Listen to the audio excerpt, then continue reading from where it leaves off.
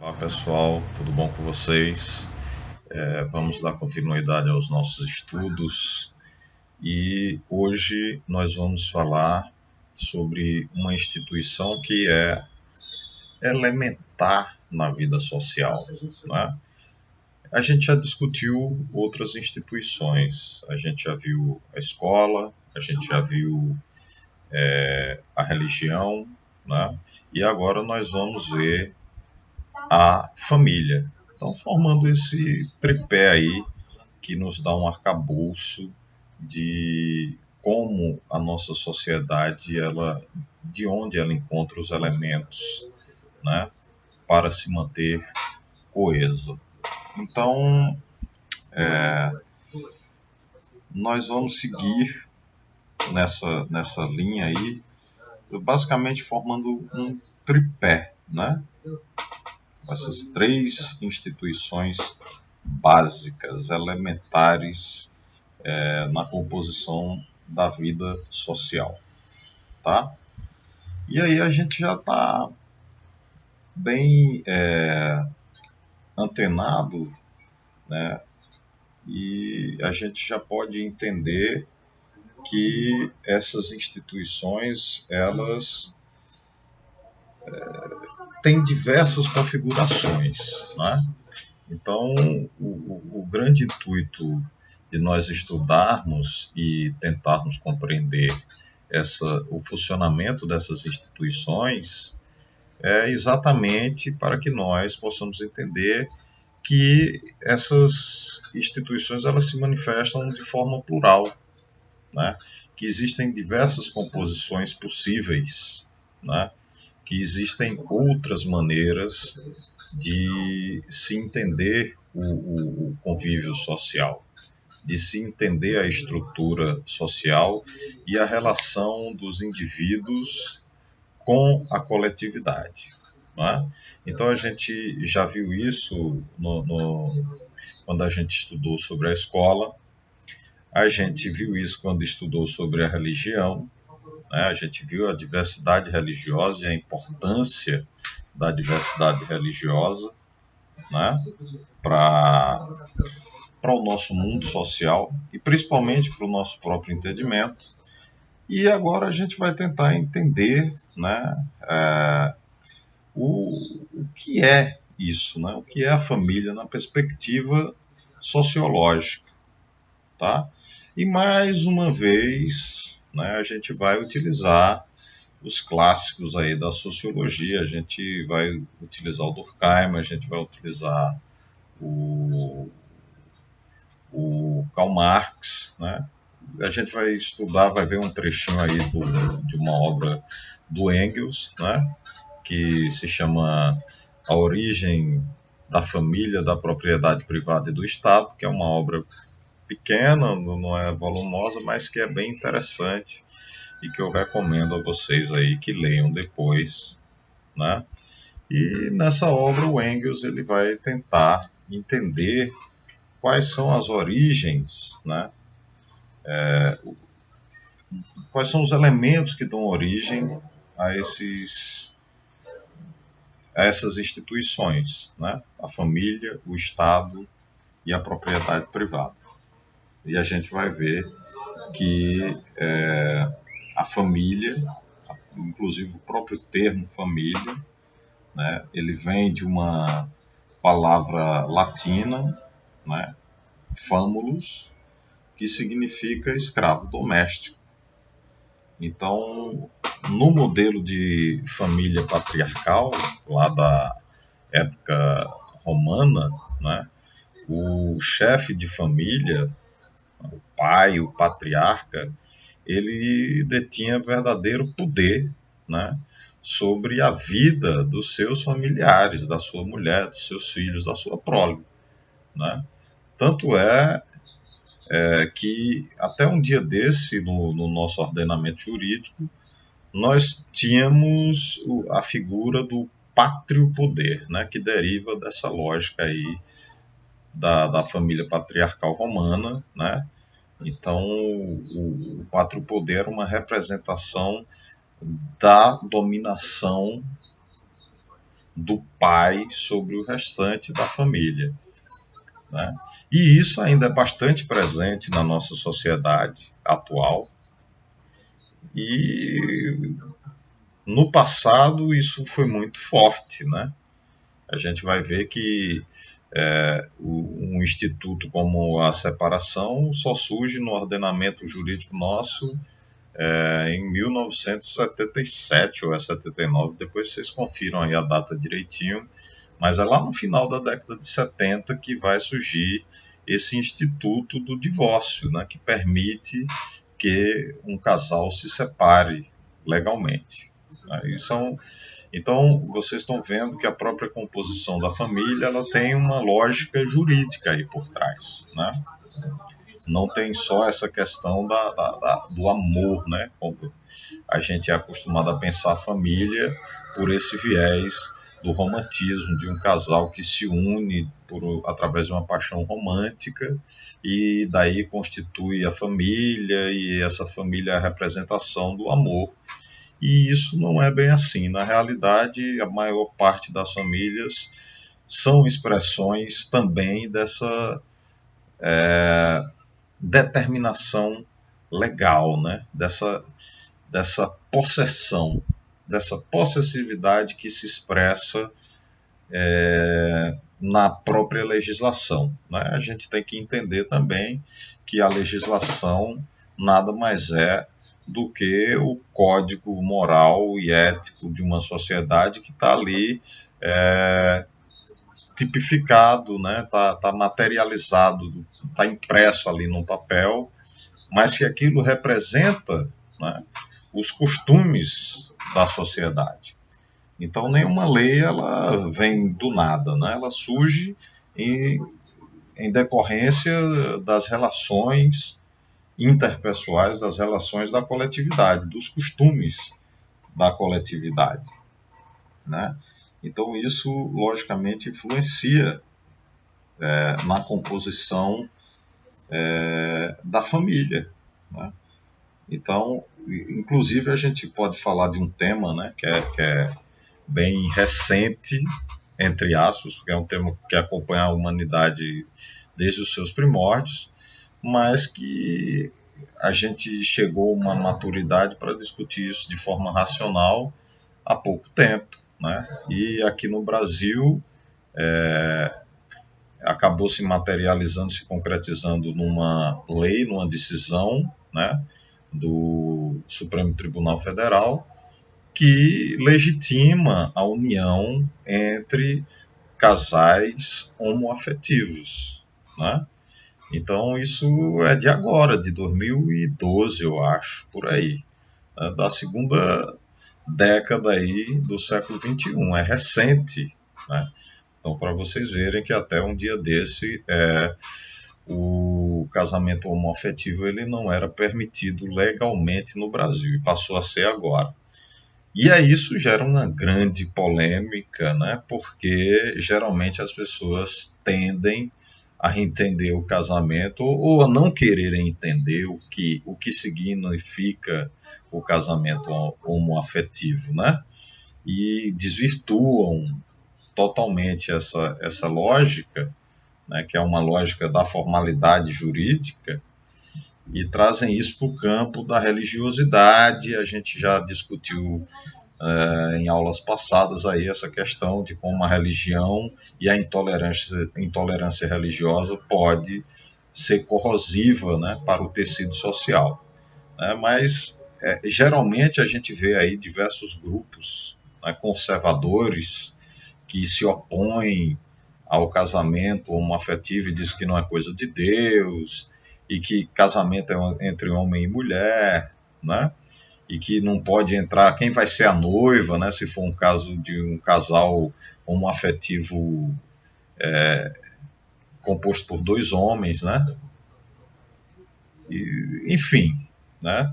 E na realidade o casamento homoafetivo ele tem um condão de legitimar as relações, né, civis que se estabelecem entre os cônjuges, entre os parceiros, né? Por quê? Porque se gerava um problema, né? as pessoas se casavam, né, mesmo que não fosse legalmente, iriam conviver juntas, conviviam juntas, construíam um patrimônio, compravam carro, casa, né? E quando um dos cônjuges aí morria, o que é que acontecia? Para quem ia esse patrimônio? Né? O outro cônjuge não poderia herdar o patrimônio porque não era cônjuge, legalmente falando. Então veja o problema, que é um problema de ordem legal, de ordem patrimonialista, em essência. Né? Não é só isso, mas em essência existe esse problema aí, que é muito injusto, inclusive pessoas que foram expulsas de casa, né? Porque a família patriarcal, tradicional, moralista, conservadora, não aceitava a homossexualidade do indivíduo, né? Do sujeito, da pessoa, e essa pessoa era expulsa de casa, ia morar na rua, passar dificuldades, e mesmo na dificuldade conseguia construir uma vida, né? Encontrava uma companhia, construía uma vida, construía um patrimônio, e na hora da sua morte esse patrimônio voltava para aquela família que a tinha expulsado lá atrás, anteriormente, que não contribuía em nada para que ela desenvolvesse aquele patrimônio. Né? Então, é muito complicado, né? Isso aí, muito injusto, né? Digamos assim. Então, o que o STF fez aí, lá no início dessa década passada, foi contornar uma grande injustiça. Mas isso não acaba com os preconceitos, evidentemente, né? Então, o preconceito ainda persiste na nossa sociedade, é muito forte, e muito em decorrência exatamente dessa intolerância que vem da religião. Né? Então vocês estão vendo aí uma problematização. Né? Então a gente tem que pensar nessa diversidade de composição familiar. Eu falei só de uma aí, que é o caso da família homoafetiva, mas tem a família monoparental, né? Tem aquela família composta apenas pela mãe, né?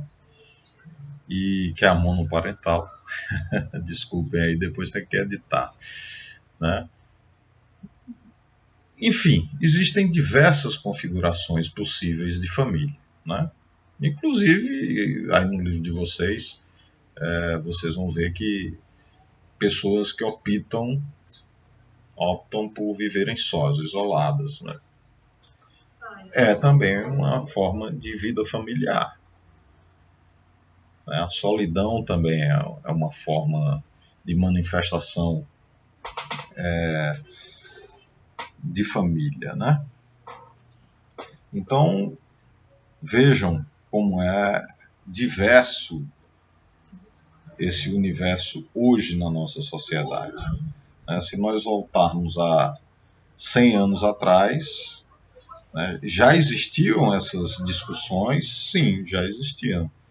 Mas a sociedade ainda era mais conservadora, mais preconceituosa, mais rígida com relação a essas formas distintas, né, diversas de família, do que hoje. Né?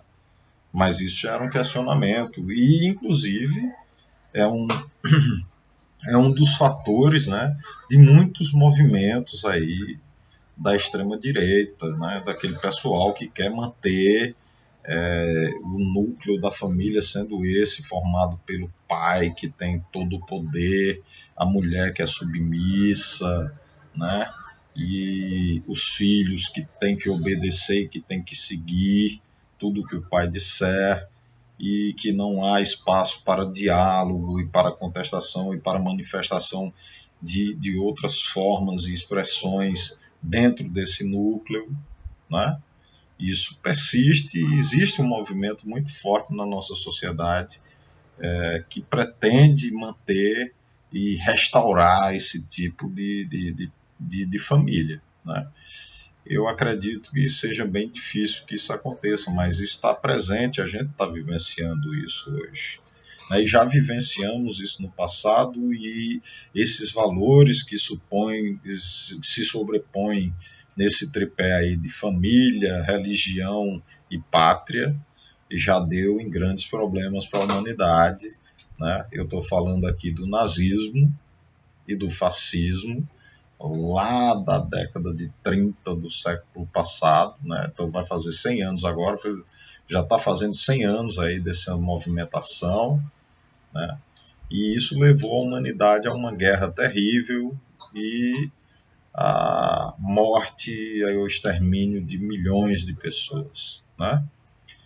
E tudo isso foi construído com base na ideologia que se rege por esse tripé aí de pátria, família e religião, né? Então, mais uma vez, tenho que alertar vocês para o problema que representa a intolerância religiosa, né, para a sociedade, para a nossa sociedade, para as sociedades como um todo, né? Então, sempre a gente está voltando para essa tecla, né, da intolerância religiosa.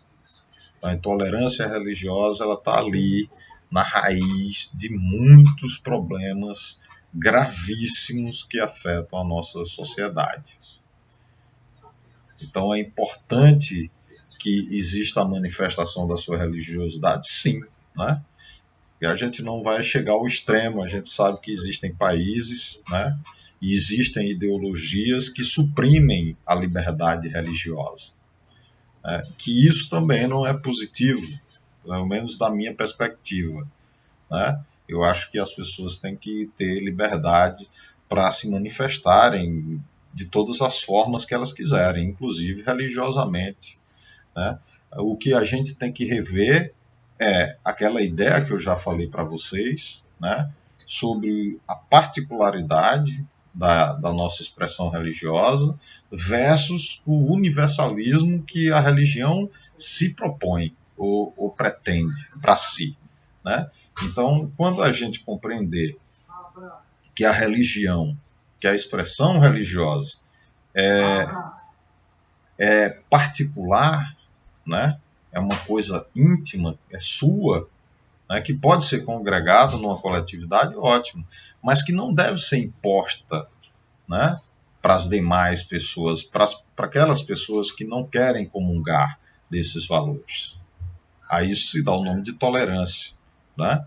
Então, a partir do momento que o pensamento e o sentimento religioso se comportar dentro dessa lógica da particularidade, acredito que a humanidade tenda a dar um passo elementar no progresso, né, para o progresso.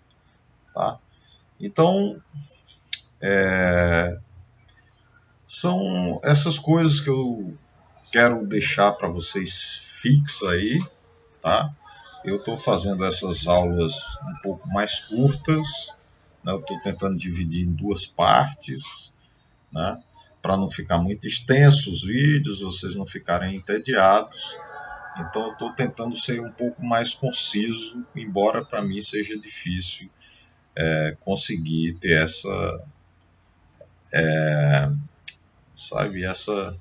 fazer isso. É meio difícil para mim, mas eu estou tentando. Então, pessoal, vamos atentar então para essa questão, né, das diversas manifestações de composições familiar, tá?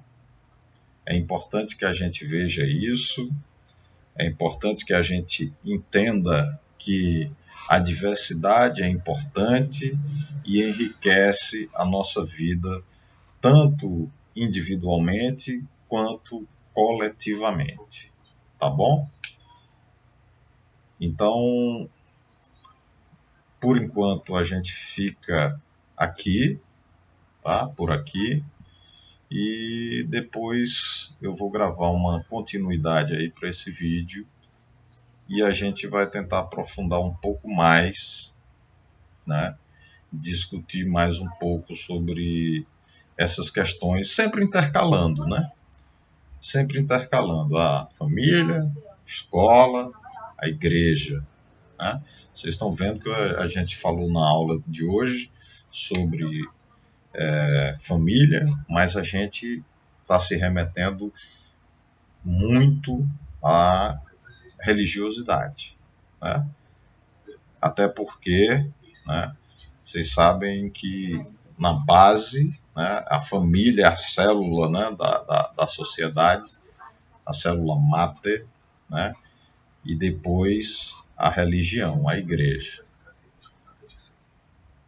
Mas a gente tem que ter atenção para não cair naquele engano, né, de ser intolerantes, né, que eu ressaltei para vocês que algumas ideologias nefastas se utilizam desses valores, né, se utilizam desses sentimentos que esses valores remetem, que essas instituições remetem, para conduzir as pessoas, né, para conduzir a sociedade ao precipício. Tá bom? Então é isso aí por hoje e aguardem a segunda parte aí do vídeo, tá bom? Abraço.